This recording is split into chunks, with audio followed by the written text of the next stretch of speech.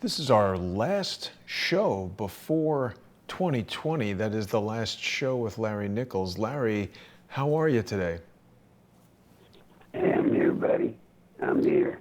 Good to see you, Larry. I hope you had a... That's a positive. Exactly, it is a positive. I hope you had a Merry Christmas, Larry, and I'm sure you're getting ready for 2020. Lots of exciting stuff happening. Yes. It was a great Christmas in that I got quite a few donations from this audience. Not quite a few, but anyway, a few. Mm-hmm. But I did get some wonderful messages and cards, and I want to thank all of you for that. That means a lot to hear from you. You know, a word of encouragement now and then, Jason, to somebody like me, helps, because most of the stuff I get is pretty cutting and hard. I know what you mean, Larry. It's nice to receive a message from somebody who appreciates what you're doing. You've told us that, you know, you've been in the military, you've been involved in things that you tell us about that caused you to change your life, and I think that it's very noble for somebody to do that and try to make things right. So I do my best to support you, Larry, in giving you a platform here on Crowdsource the Truth to do that. People can go over to nicholslive.com. I was encouraging people to send you Christmas cards, and that was my subtle way of implying that people could financially sponsor Larry by going to nicholslive.com. Click on the Donate tab, and it's going to bring up all the information that you need to reach Larry. If you'd like to send him money by credit card or through your PayPal account, you can go to paypal.com, use his PayPal address, nicholslive@aol.com, and Christmas cards, New Year's cards. You can stick some money inside one of those and mail it to Larry over there in Conway, Arkansas. And Larry, you're joining me every week on Tuesdays at 3 to share a lot of amazing insights. I think you and I we've been doing this for maybe more than a year. I'm really enjoying the rapport that we've developed, because I'm kind of asking you questions that seem to lead us down roads that are getting into some really important information. Everybody's been thinking about the impeachment, and what's happening from your point of view with that? Well, first off, let me say thank you for letting me come on this program, Jason. It's a very important value to me to have an outlet to be able to get the information that I feel needs to be passed on and get it out. And then I would say to everybody listening today would be a wonderful day if you have access to PayPal to help me, because this is a day where between Christmas and New Year's there's been very little come in. So anything today would be much, much, much appreciated. Yeah. And Larry, Well, I was just going to say real quick, I think it's important for people to realize that anybody who spends all their time, as you do and I do, creating shows and researching all this material and information to provide a daily show, this is the job. There's not much else that we can do with our time to earn money. So if people are watching weekly and enjoying the show, I would ask them to show Larry a little bit of love and send him some money. We can't do this every week for free. I mean, we'd like to, but we just can't. Same is true of Crowdsource the Truth. If people want to go over to subscribestar.com/crowdsourcethetruth or patreon.com/crowdsourcethetruth, these shows can't continue through 2020 without your support.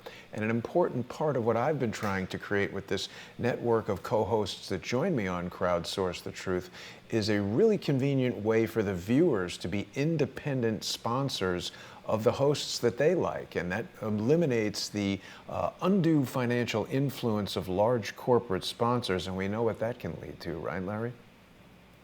You bet. I mean, this is one of the things that is costing us our freedom.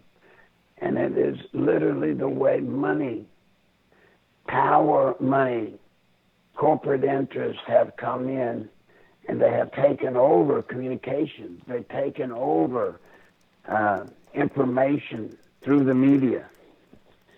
So without getting into much more about that, we need to get specifically into the impeachment, because there is something going on that nobody's going to tell you about, but you will hear it here. Yeah. Number one, Mitch McConnell, I think, as you put in the title, I guess, of the program today, is stabbing President Trump in the back. We feared this would happen, but we're starting to see the first signs of proof that this is happening. It's odd, Jason, that no one in the media, no one, actually no one even in Congress, either side, Republican or Democrat, is pointing out the obvious. You see, it's constitutional impeachment. Impeachment is defined in the Constitution. Where Pelosi took advantage of the impeachment process, when it comes to the process of impeachment within the House, there are no real constitutional guidelines that must be followed. So they were able to run what everybody knows was an incredibly rigged hearing or inquiry that led to the articles of impeachment. It was horrible. It was so rigged that everybody should have seen the malfeasance. Yeah. But it was legal. It was legal. But now we're entering into something that is constitutional. You see, the House gets to hold a hearing, and they get to determine whether or not they find cause, they believe just cause, for articles of impeachment. Mm-hmm. You got it? Yep. Now that they've done that, it is their duty under the Constitution to turn those articles over to the Senate. Now, at that point, ladies and gentlemen, remember, it's their duty constitutionally to turn those articles of impeachment over to the Senate for a trial. Now, that is the law, so to speak. That's the Constitution. That's the law. They must do that. If they're not going to do that, then they are violating the Constitution by abusing the impeachment process. You could say they're obstructing Congress, Larry. In a way, you're not allowed to use Congress to impeach a president, to go through all that they went through just for the hoopla of it under the guise of impeachment, if you never intended to actually turn those to create articles of impeachment and to turn them over to the Senate. Right. It's illegal. You can't do that. But they did. Now, Pelosi is holding them.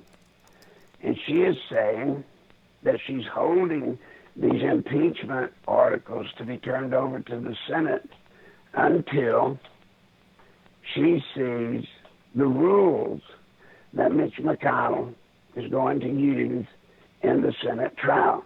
Now, Jason, once again, here we go, violating the Constitution. Right. Separation of powers. Pelosi has no right. She has nothing she can do, nothing, about what Mitch McConnell and Schumer do relative to the rules of their impeachment trial. Nothing. You mean the House can't influence the Senate in this matter? No. As a matter of fact, it's against separation of powers for her to even use that as a pretext, right? To influence them at all. For not turning the articles over. Right. Because even within Congress, Larry, correct me if I'm wrong, even within Congress, the House and the Senate are a check and balance against each other. Nancy Pelosi is acting like the Speaker of Congress, not the Speaker of House. She thinks she's already president. Right. I mean, why is no one, Jason, pointing this subtle, albeit subtle little fact, but incredibly important fact out, because this very well sets the stage for the scam that's coming from McConnell and Schumer. Mm-hmm. You see, there was a plan for McConnell. If Pelosi continued, which she is, to withhold the articles of impeachment for some reason, assumingly that it was, she was not going to turn them over until she approved of the conditions of the terms of the trial.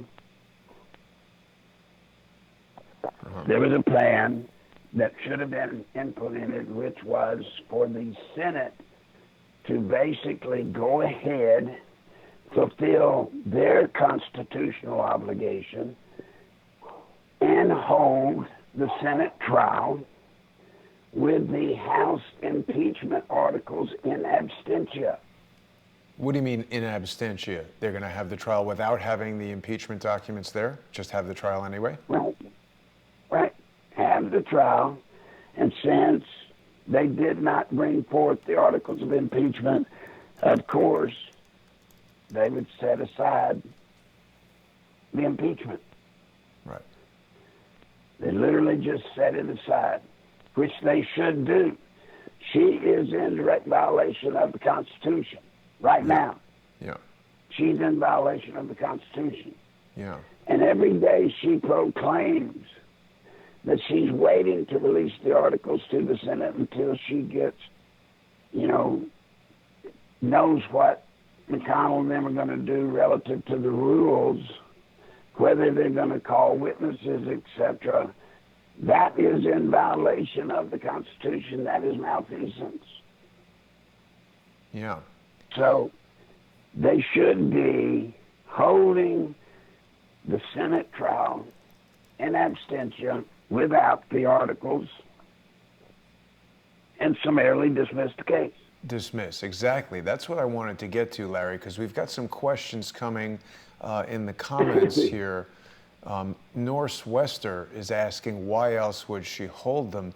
I'm fully convinced that Nancy Pelosi is holding these articles of impeachment because she knows that when they go to the Senate in the way that you describe, they will finally be subject to due process, and Mitch McConnell or anybody else there in the Senate, probably Trump's lawyers, someone could challenge it with a motion to dismiss. And it's important for people to understand that a motion to dismiss doesn't challenge the factual allegations or what's alleged to be a factual allegation. It doesn't deal with whether this phone call was or wasn't bad. It just deals with, are they accusing him of a crime? Have they stated a cause of action for which relief can be granted? The Constitution is very specific that impeachment is for high crimes and misdemeanors, bribery. It's very specific in its language, and obstruction of Congress and abuse of power are not violations of any law. Obstruction of justice would be a violation of law. Perjury, in the case of Bill Clinton, was a violation of the law. These are things for which a president could be impeached, but the impeachment process that we're witnessing right now, Larry, is a very seat-of-the-pants kind of designed on the fly. Nancy Pelosi is, re-engineering the Constitution for her own convenience. Right. Yes. Now, where McConnell, Schumer, and Pelosi are plotting against the president is starting to reveal itself. You see, when McConnell and Schumer start talking in terms of, okay, McConnell says they want to subpoena witnesses, I think I will let them subpoena witnesses, right? Sounds fair. Sounds reasonable. Agreed? Well, I mean, doesn't sound strategically wise to me, because it's, again, you're lending credibility to a not credible process by doing that. If I were advising the president, and of course I'm not a lawyer, I would just immediately hit this thing with a motion to dismiss for failure to state a claim. Well, withstanding, they've passed that point if McConnell goes through with what has been announced. If Schumer and McConnell work out that they are going to open up the Senate trial to subpoenaing witnesses and taking witnesses' statements, then the die is cast for the trick that the Democrats want to play on Trump, supported by Mitch McConnell and the cast and crew of Republicans. Mm-hmm. You see, what happens, and they know it, if he agrees to letting the Democrats call for witnesses, subpoena, they're going to subpoena, of course, Pompeo, what's his name, Bolton, his chief of staff, Mitch Mulvaney, or whatever his name is. Mm-hmm. And in those three cases, of course, Jay Sekulow, President Trump's attorney, is going to issue, justifiably, by the way, deny the subpoenas based off presidential privilege. Right. Okay? These people are protected under executive privilege. They have always been protected under executive privilege by other presidents going back to whenever. These are cabinet-level people with the president. Mm-hmm. Their discussions, their talks, their whole being, or as they relate to the president, is confidential. It is not to be broken. Right. So here's what's going to happen. They're going to call him. Sekulow is going to proclaim executive privilege. Yep. Then what's going to happen, this time, the Democrats, unlike in the House, Schumer is going to say, okay, you've called executive privilege. We are going to take it to court this time. Now, when it goes to federal court, it will be ruled one way or the other at the lower federal court, which will thrust it into the appellate federal court, one way or the other. Either it'll go against Trump and Sekulow will appeal it, or it'll go for Trump and the Democrats will appeal it. Mm-hmm. It'll go before the federal appellate court. Right. When it hits that court, Jason, you know what's going to happen. What? Right? You've seen it happen over and over and over. What? The Ninth Circuit judge, what's he going to do? Probably go against Trump. Go against Trump. It's already going to go against Trump. The minute it hits an appellate court, I assure you there is not an appellate court judge that is going to rule in any way in favor of President Trump. Right. They're not even going to rule fairly with President Trump.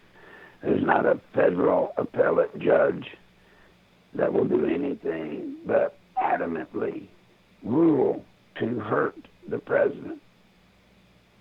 Now, when that happens, then of course that will force Sekulow and the president to then have to appeal that to the Supreme Court.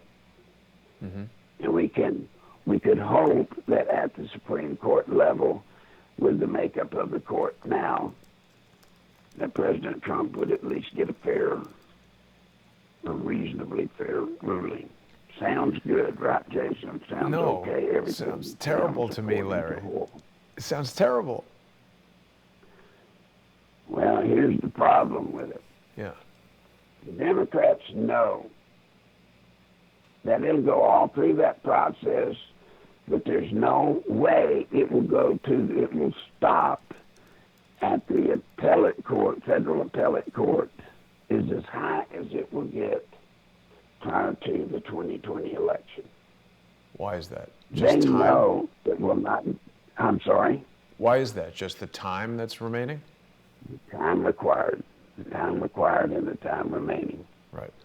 There will be no way to get a ruling from the Supreme Court. So it leaves the president in limbo in November. He'll be in the election unknown if he's going to be impeached or not, to discourage people from voting for a handicapped kind of a candidate.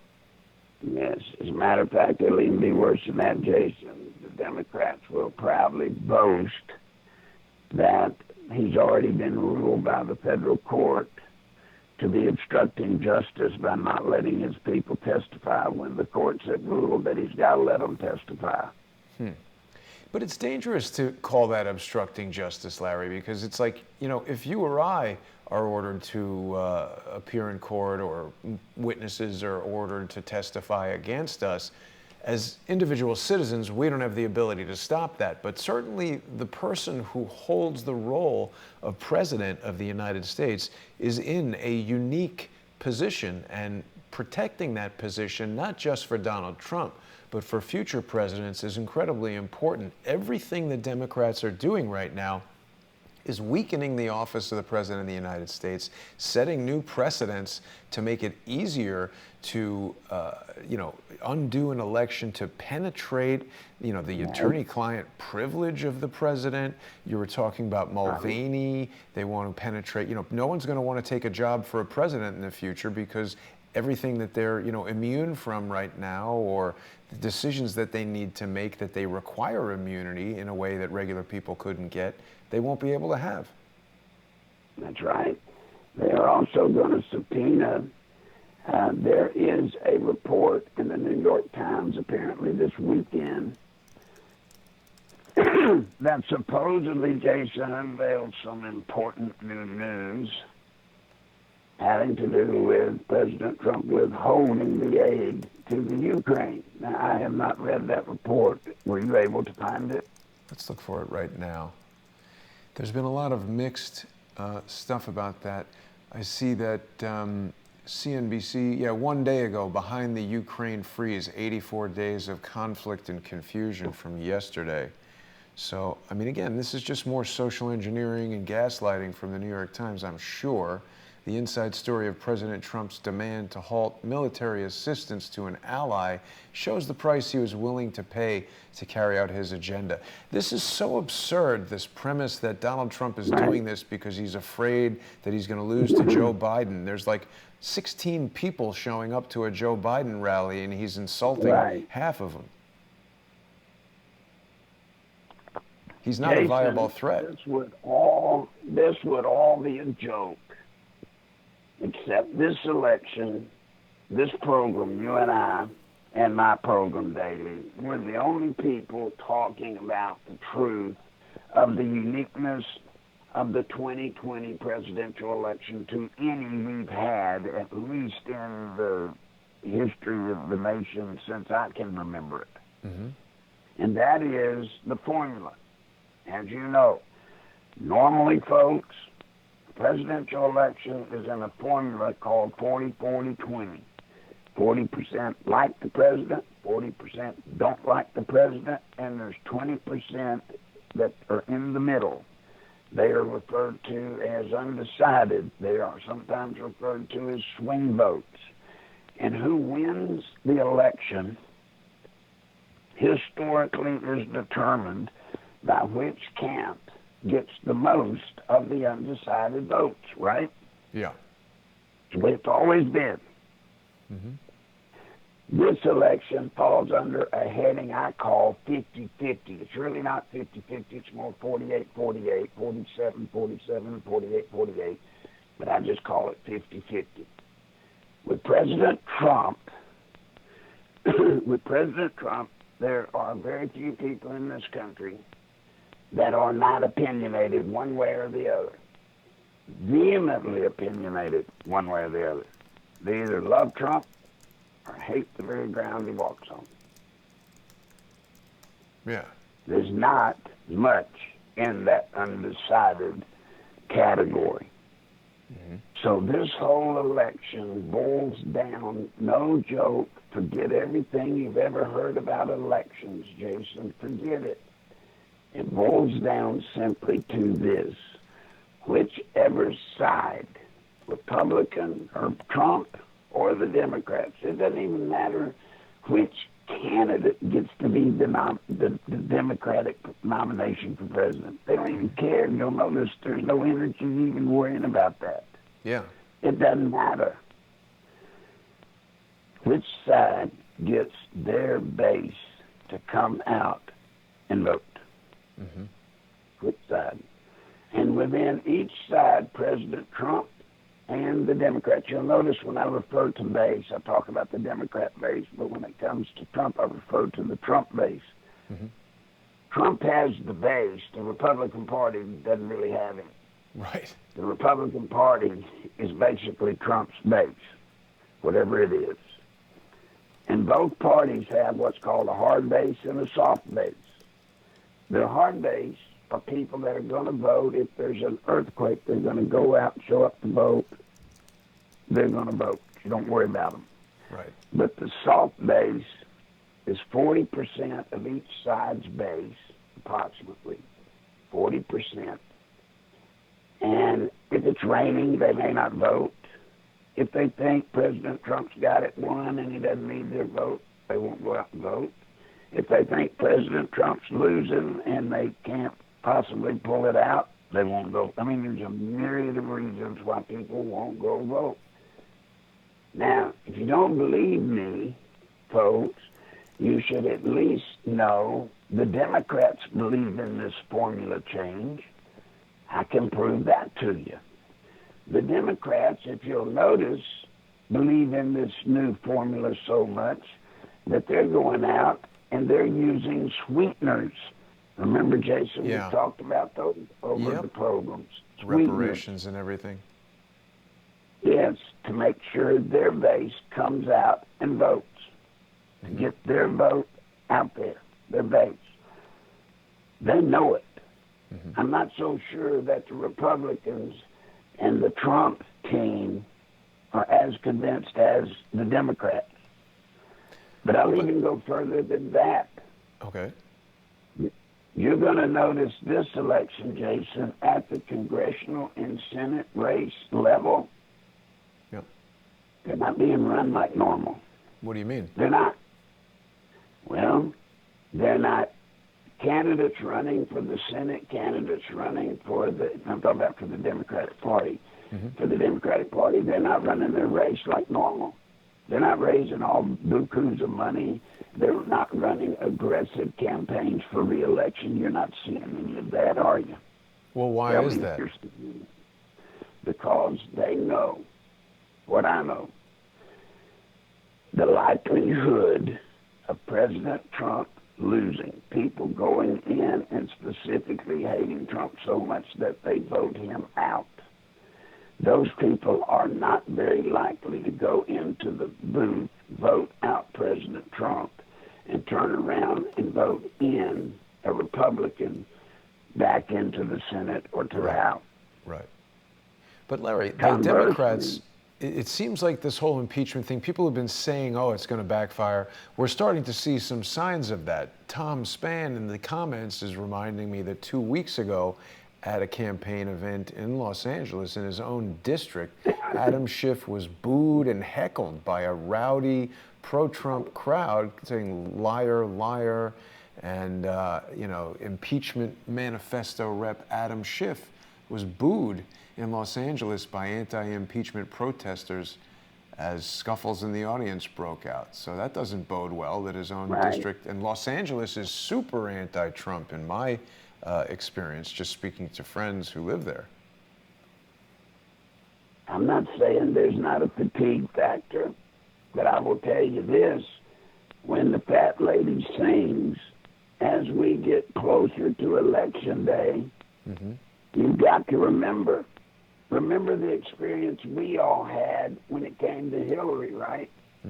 A lot of people in this audience was not that sold on President Trump, might not have even liked him, right? Maybe some, But yeah. there was no way you could bring yourself to vote for Hillary. Right. Remember Absolutely. that? Yes, definitely that. Well, that's going to happen to those people that were protesting. If they're true Democrats and they truly don't like Trump, unless they were really Trump people that showed up there just to make a scene, Right. there's no way they're going to go in when it's final said and done. They're not going to go in and vote for President Trump. They're not. They may get disgruntled with shit. Hell, anybody ought to be disgruntled with shit. Liberals should hate the ground Schiff walks on, Adam Schiff, because of what he's done to them, to the party. Right. He Well, has and to the dealt presidency, party he's just very abused it. well, yes, and and if you're halfway far-sighted, you see that what he has done sets the standard now for future presidents, even Right. Democrat ones. Very dangerous standard that he's set, Larry. Look at the damage that's been done to our foreign relations. No foreign leader now can feel safe talking to President Trump about the most intimate of issues because it's going to pop up and be everywhere. The New York Post is reporting just right now that Adam Schiff doesn't want anybody to speak to the whistleblower. And it says right here, his name is printed in the New York Post. I don't know, it seems like maybe YouTube still wants to kick you off for mentioning the guy's name. But it was discussed in the most recent testimony by, what's his name, Michael Horowitz, that although there is a provision for confidentiality in the whistleblower agreement, that's not the same as anonymity, and it certainly does not supersede President Trump or anyone's constitutional right to face their accusers. So Adam Schiff is very much playing a legal and political game. I don't think we should lose sight of the fact that he is a lawyer. He's got a JD degree from Harvard Law School. And I wanted to ask you, I don't know if you know much about this guy, Lawrence Tribe. Have you heard of him, Larry? No. Lawrence Tribe is a Harvard law professor. Yeah, he's a Harvard law professor, and he's the ideological father of Lawfare. I was first told about the existence of Mr. Tribe by Dr. Corsi, who actually was at Harvard at the same time as Lawrence Tribe. This is a guy who basically, he's come up with this whole idea and these techniques. Holy crap, he was born in Shanghai, China. I mean, Dr. Corsi says he's a full-out communist. He's a professor at Harvard Law. Adam Schiff studied at Harvard Law. Lawrence Tribe has been tweeting about Adam Schiff, and this is definitely our first ever lawfare impeachment. Adam Schiff is just sort of, weaponizing the litigation against President Trump, and it's despicable. And it's not about impeaching. It's about beating him in the election. And it's not about beating him by getting the middle people, the undecided, to hate him or to vote against him. All of this is being done, Jason, to fire up their base. It's to keep serving up hot stuff to their 40% soft base, to get them so mad at Trump, to make them believe Trump is such a traitor that they'll come out and vote no matter what. Yeah. That's what it's about. Yeah. And unfortunately, there are a lot of people in the country, Larry, who don't have time to dig into the kind of details that you and I are covering on this show every Tuesday and the type of things that you're talking about on your own show every day. So they just sort of get influenced by the news, and that's basically all they know. I do want to add, Larry, people who are watching us right now on one of the Crowdsource the Truth channels, you can also watch a simulcast of Larry's broadcasts here by subscribing to his YouTube channel. It's totally free. It's the Larry Nichols official channel on YouTube. We've got over 150 people watching us right there.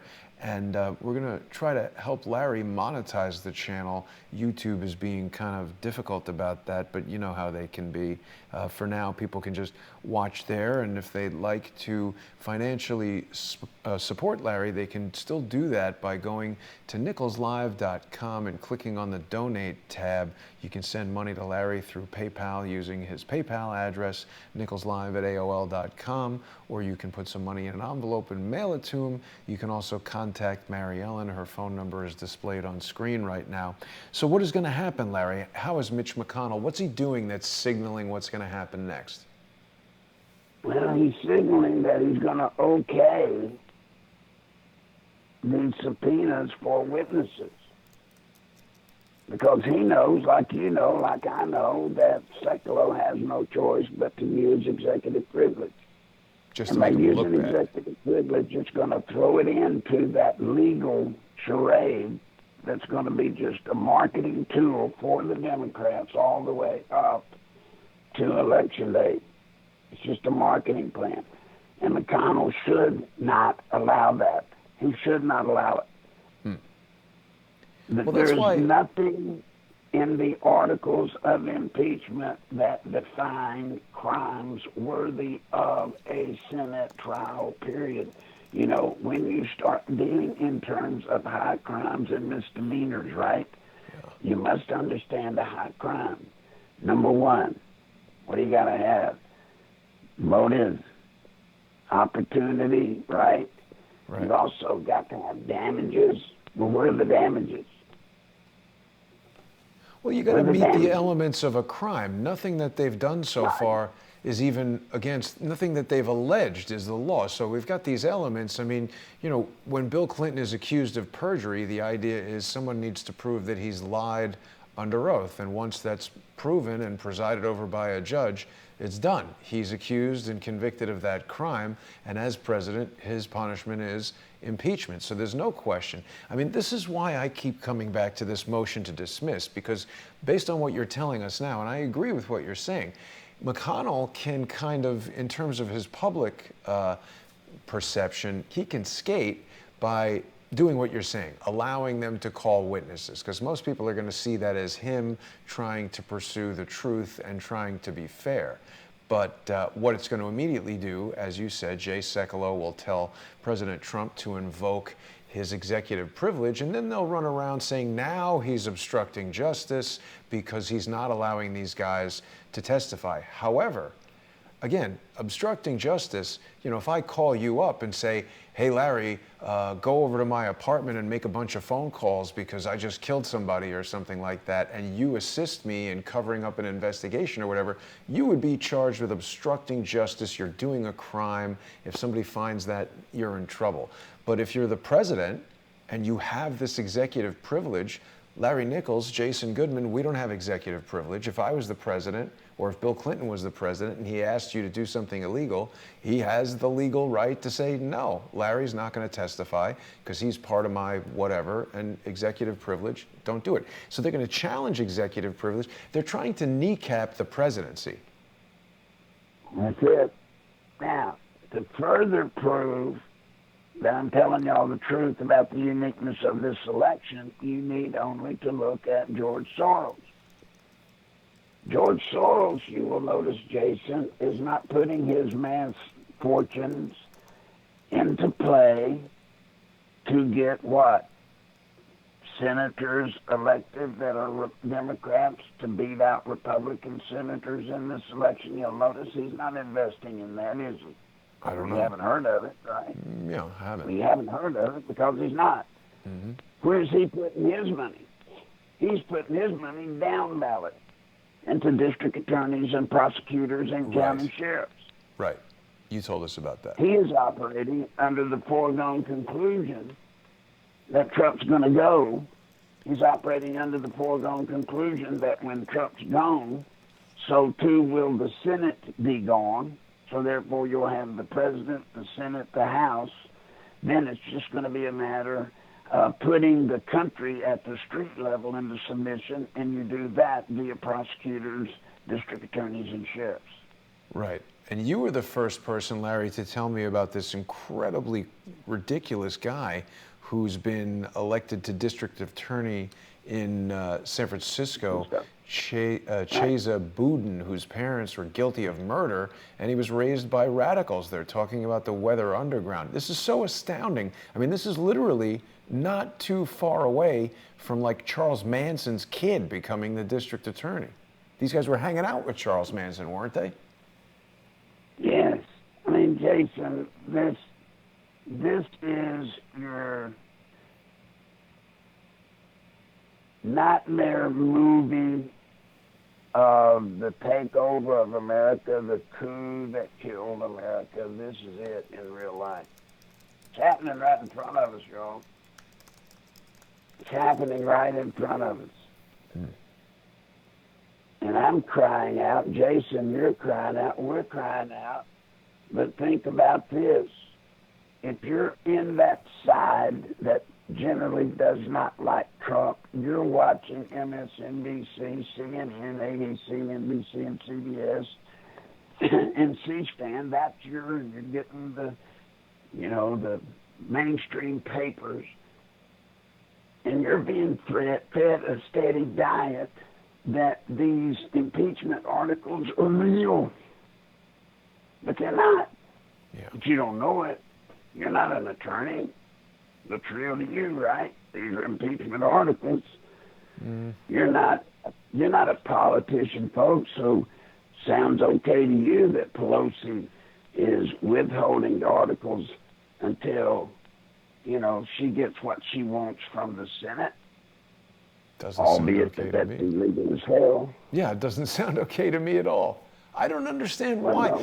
I did see a judge, Larry, I forget who it was, but some guest on Fox News who was the first person other than me to say what I've been saying, that this thing won't survive a motion to dismiss. Why are none of the lawyers in the Senate just saying motion to dismiss? Well, if you'll recall, Lindsey Graham early on was boasting that's what he's going to do. Yeah. The minute it comes over, he said he's going to put a motion in to have it dismissed because of the inconsistencies in the way the House had conducted the impeachment inquiry. But you'll notice he's not doing that anymore. Why is that? Well, because he's in on with McConnell. They can't be trusted. Yeah, We've I agree known with that. you can't trust Graham. I agree. You can't trust him. So here we go into this new year facing this threat. So I would suggest to everyone listening to me, even though I know somebody say, well, I'm not in McConnell's state of Kentucky. Right. Well, he is representing the United States of America in his capacity as the majority leader of the Senate. So he represents us all right now in this capacity. It would not hurt to call his office, and tell him, to dismiss this impeachment case on its face. Do not allow Pelosi and Schumer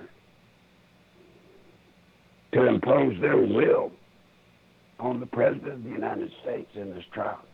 Or the Senate. Good. I mean, in the Senate, yes. Yeah. See, because already they're saying Collins, well, guess what? We knew this was going to come. Collins is already saying, well, I've got no problem with them calling witnesses. Sure, she doesn't. Why would you not have a problem with them calling witnesses if you're a real senator that has any kind of intellect at all, and you know they're going to call people that are protected by executive privilege, and they're not coming? So if they're not going to come, they're not going to come, then why make the rules to where you're going to invite them when you know they're not going to come? It's going to do what I told you. Well, I think it's exactly what we were saying, Larry. It's just to give them the public appearance of being fair and trying to get to the bottom of it, when in fact, I don't know. I'm looking here at Wikipedia's posting for Doug Collins. I like Doug Collins. I think he's said a lot of things that I'm I not agree talking about with. Collins. I'm talking about Susan Collins, the senator. Oh, right. So she flipped, right? Well, she's a Republican from Maryland or one of the northern liberal states.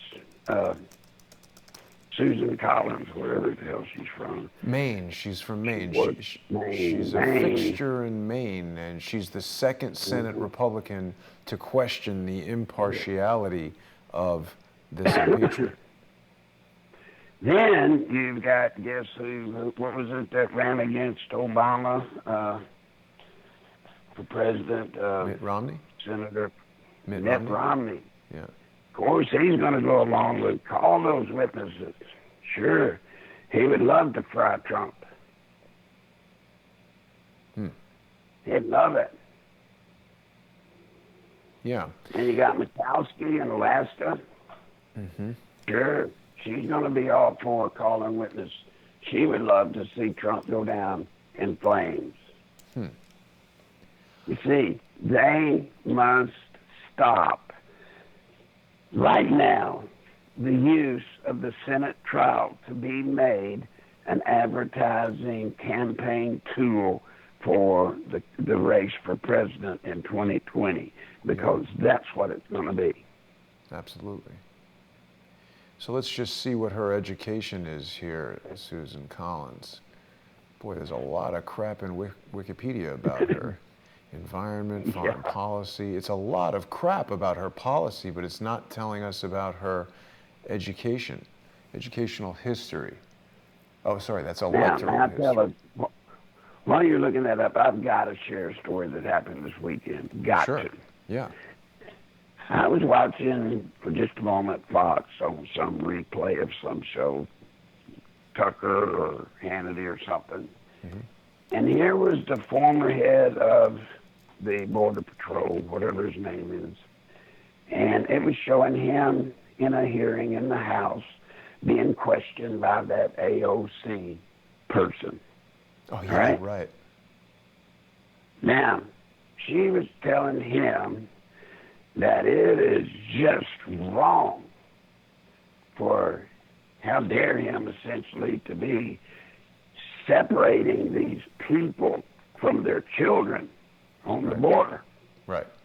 Now, he pointed out to her, ma'am, if you were picked up, I don't know the case example he said, but I'll use one. He said, basically he was saying, if you were stopped with the DWI, you were drunk, and you're an American, white person, whatever, they're going to arrest you and they're going to temporarily take your children away from you.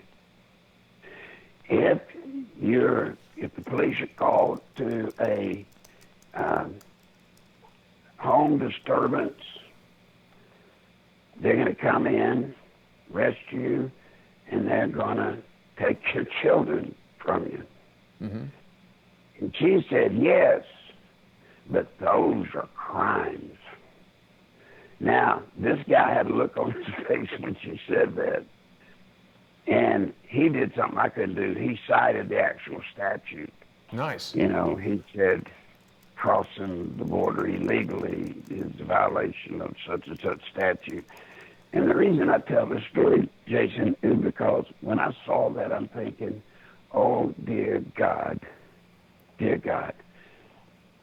people of this stupidity that didn't have enough sense to know, gee whiz, coming into this country illegally, guess what, is a crime? Yeah. It's a crime. Yeah. Jason, they're running our country, guys. Now, you might think, well, she's dumber than most. She's not necessarily that much dumber than a bunch of them. Yeah. She's not. But it's that kind of intellect, folks, that we have elected to make the laws in this nation. That's scary as hell. That's scary. It is. Let me take you back for a minute to Senator Susan Collins, Larry. While we were talking there, I've discovered something rather upsetting about her educational life. It doesn't tell us too much here about what she studied, but she continued her education. Her college was at St. Lawrence University in Canton, and like her father, she was elected to the Phi Beta Kappa National Academic Honor Society. Now, I don't know if you know too much about Phi Beta Kappa. That's a topic that David Hawkins has touched on quite a bit. U.S. Commerce Secretary Wilbur Ross is a Phi Beta Kappa. He was actually the grand swipe of Phi Beta Kappa, which is a pretty weird fraternal order in my estimation that has some strange rituals. Bill Clinton was a member, George H.W. Bush was a member. Stop there. So she's part of this fraternity that she is potentially more loyal to than even the U.S. Senate. What do you think about that? I don't doubt it a bit. I'm telling you, when I hear Harvard, when I hear Goldman Sachs, Yeah. I start thinking, you know what, there is some evil secret society out there that has incredible influence and impact in our government. When you start looking at people in our government, just hold on. You're going to see Harvard or Goldman Sachs. Or Yale. You're going to see those three. Mm-hmm. And it's scary. It's scary. There's something about those organizations, something about them. Right. I mean, why is it that those colleges carry, 80-90% of the people, both the, professional government bureaucrats to the elected ones? Mm-hmm. I mean, I don't know. It's I a don't good either. point. Yeah. I mean, it's a club, Larry, and you and me are not in it. No. No. And it's like a gateway club. You go there, if you can get in, and you'll notice that it's connected to family. I mean, Yeah. Well, they made a point buddy, of saying that her father was in it, right? right, yes. I mean, the family lines that go, the grandfather was Harvard, then the father was Harvard, now the child is Harvard, and they all ended up running various levels of government in the United States. I mean, think about it. Mm. Yeah. I mean, it's a serious thing. Larry, we've got with us someone going by Hillary in the comments saying that it's Masonic. I don't know what we know about that, but I've got the Wikipedia page here now for Phi Beta Kappa. I remember there was a big expose of it in the New Yorker magazine, and they spoke about Wilbur Ross showing up in some weird red slippers or dressing up as a woman or something like that.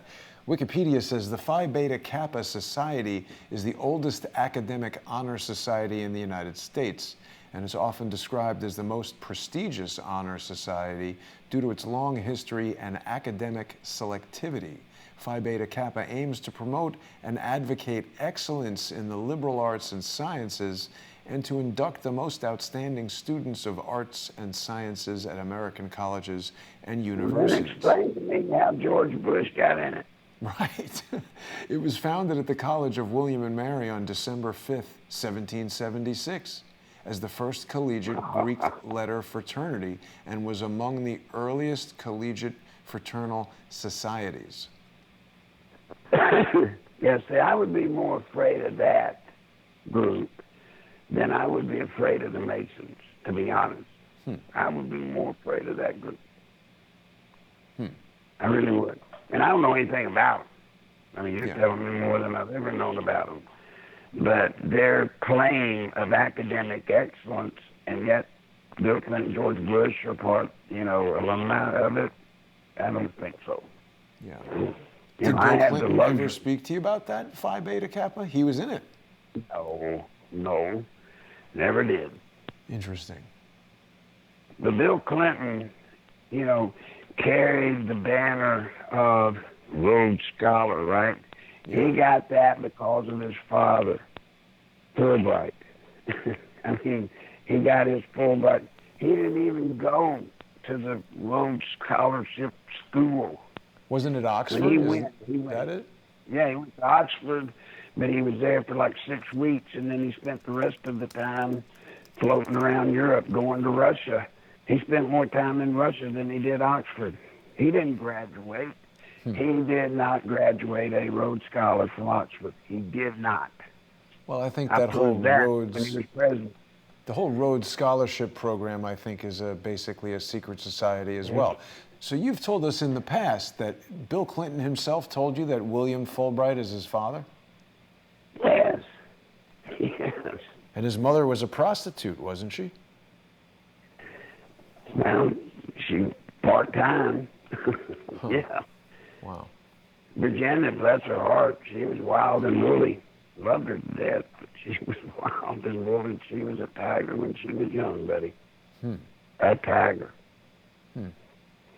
Someone's saying to me, what about Murkowski? Stefan on Periscope says, what about Murkowski? Who's Murkowski? I don't know who that is. She's Alaska. Republican senator in Alaska. She hates Trump with a passion, and she's another Republican in name only. Right. Now, I am shocked that Alaska would elect such a liberal, queen liberal, but maybe Alaska's more liberal than I thought it would be. I don't know. Well, let's see what her Wikipedia page says. She's, where's her education? She cannot be out of Bay County. She can't be one of those. I swear she can't. Well, she did go to Georgetown University, so that's interesting. Okay. So she's also a lawyer. She received a Juris Doctorate from Willamette University. She's part of Phi Beta Phi sorority. I was never part of any fraternity. I'm not too fond of these things that try to tell you what to do and how to think and make you do weird stuff, drink booze, do, gay stuff or raping people or whatever the hell they have going on over there. I'm not into these fraternities, Larry. Well, I was too dumb for college anyway. I don't think that's correct. But we're getting pretty close to the end of the show here, Larry. It's been really an exciting 2019. You and I have done a lot of great programs. We've been getting to know each other better. This impeachment is definitely troubling. I feel very strongly that Jay Sekulow or somebody in Donald Trump's camp, until I hear a legal reason why a motion to dismiss can't challenge this thing, it seems the most expeditious and least damaging legal strategy to an end. As you said, if they try to... Listen, that Sekulow and them, they promoted the idea, that, to my knowledge, up until a few days ago, that was the plan, if you'll recall, at the time when you heard Mitch McConnell saying he was totally cooperating with the White House, right. In this impeachment thing. Yep. That's what he was talking about. They were fully pledging to, follow the counsel of Sekulow and them, and that was the plan. That's why it's such a shocker to hear today that he's agreeing to these meetings with Schumer and that he's open now to these testimonies. Yeah. I don't know why that would have happened. I don't see what the benefit for the president is. Jason, we're running out of time. It's New Year's Eve. Yep. This is, folks, 2020, the year that's fixing to come starting tomorrow, is going to be the most important year for the history of this nation, in our history. Second only probably to the Revolution. More dangerous to the integrity of keeping the country a country than even the Civil War was. We, in 2020, are going to see, Jason, whether this nation succumbs to a full coup and our form of government is transformed, now and forever. Yeah. Or at least the foreseeable future. It is. So this is going to be the year of years, buddy. The year of years. I look forward to sharing it with you and this audience. I truly, truly do. It's I appreciate you allowing me, I hope, to be with you this year because absolutely, Larry. It's going to be important. It is.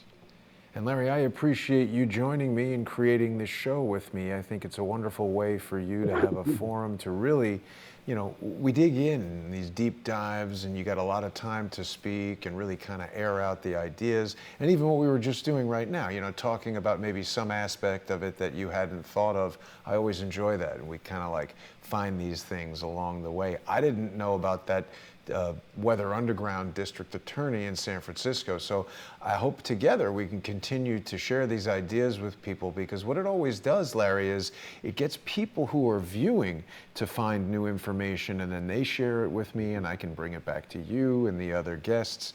And that's really the whole point of Crowdsource the Truth, is that thousands of people see these videos each week, and each of them have their own experiences, their own insights, their own recollections. There are even going to be people who know some of these people from the past who can bring information forward to us in a way that we would never get it otherwise. So it is really important for people who are watching each week. If you enjoy the show, if you enjoy hearing what Larry has to say, please visit nicholslive.com and use PayPal and Larry's PayPal address, nicholslive@aol.com, to send Larry just a year-end thank you, a small amount of money. We're not asking anybody to put themselves out financially, but you know, Larry, we've got about 500 people watching us right now, and if even only 10% of them sent you a few bucks each, it would help you close out the year in a positive kind of a way. And it's the only way that we can really support this type of reporting, because, you know, if we were looking for some kind of national sponsor, they would want to tell us what we can talk about. So this kind of individual micro sponsorship from the viewers is a new way to do it. I don't pay people to come on the show. They don't pay me to be on the show. It's up to you, the audience, to be the sponsors. And if you want to see us continue in 2020, please visit nicholslive.com. Sponsor Larry. Please visit subscribestar.com/crowdsourcethetruth or patreon.com/crowdsourcethetruth to sponsor this channel. And Larry, I'll see you next week. I hope you have a great New Year's Eve and a wonderful 2020. Thanks for everything that you've shared with us in 2019. And thanks so much for everybody who's been watching. Yes, and let me say to everybody, invite others to come this year to this program. More people need to hear the word. Absolutely. All right, Larry, with that, have a great 2020. I'll see you next week. Sounds great. And thanks, everybody. Don't miss tonight a special episode of More Pain with Mike Moore from True Pundit. We'll see everybody tonight at 8 o'clock. Have a great evening.